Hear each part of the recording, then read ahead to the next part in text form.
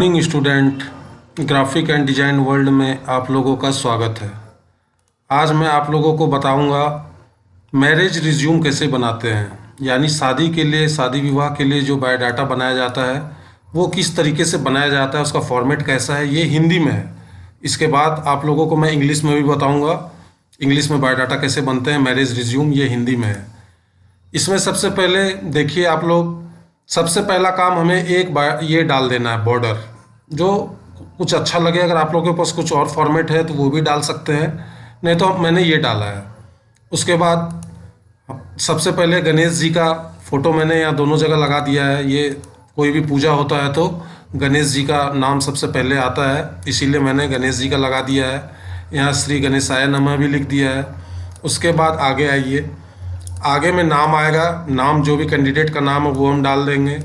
उसके बाद उसका जन्म तिथि डाल देंगे। उसके बाद उसका रूप रंग, यानी वो किस कलर में दिखती है, वो डाल देंगे। उसका लंबाई कितना है, फीट और इंच में दर्शा देंगे। फिर शैक्षणिक योग्यता क्या है, जैसे स्नातक, हिंदी प्रतिष्ठा, हिंदी ऑनर्स हो गया ये, अंतिम वर्ष परीक्षार्थी।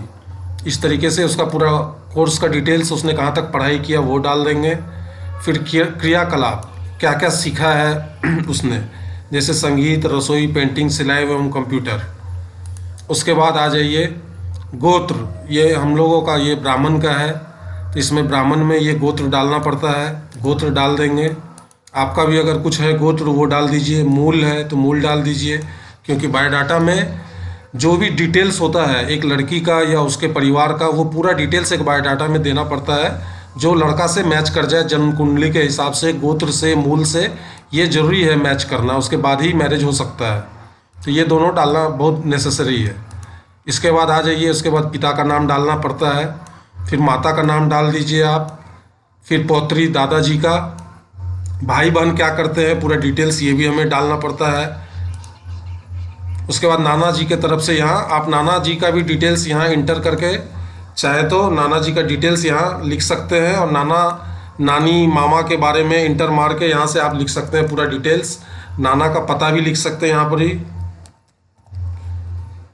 अगर ज़्यादा आपसे कोई डिटेल्स मांगे तो इस तरीके से आप नाना का भी पूरा डिटेल्स दे सकते हैं। उसके बाद जो भी कैंडिडेट है उसका ये सेम इस तरीके से एक बायोडाटा बनाना है। उसने क्या पढ़ाई किया है, कहाँ तक पढ़ाई किया है, कहाँ है अभी, वो पूरा डिटेल्स डालना पड़ता है। उसके बाद लास्ट में सबसे एंड में पता डालना पड़ता है घर का। बहुत बायोडाटा में आपका परमानेंट एड्रेस भी मांगा जाता है और करस्पॉन्डेंस एड्रेस भी।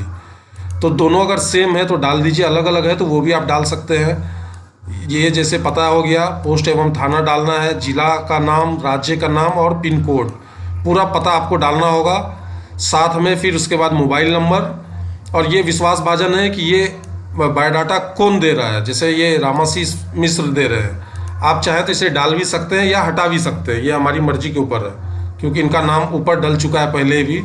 और ये बायोडाटा जनरली लड़की के फादर ही डालते हैं, अगर कोई उनका भाई है तो वो भी डाल सकते हैं, वो अपना नाम नीचे में इस तरीके से लिख सकते हैं यहाँ। तो इस तरीके से ये हिंदी में बना हुआ बायोडाटा है शादी का। आप लोग अच्छे तरीके से इसका फॉर्मेट देख लीजिए। ये सब कुछ डालना ज़रूरी है। इसमें अगर आपको कुछ एक्स्ट्रा डालना है तो वो भी आप डाल सकते हैं। अगर लड़की कहीं काम कर रही है तो शैक्षणिक योग्यता के नीचे में आप उसका यहाँ इंटर करके डाल सकते हैं, कार्य करके। इस तरीके से कार्य में जो भी वो काम करती है वो डिटेल्स आप यहाँ डाल सकते हैं कि किस कंपनी में क्या कर रही है। तो ये बायोडाटा आप लोगों को कैसा लगा है बताइए, और कृपया लाइक एंड सब्सक्राइब करना ना भूलें। इसके बाद मैं हिंदी का भी बायोडाटा मैरिज का बनाऊंगा। अगर आप लोगों का कमेंट आता है किसी का तो धन्यवाद।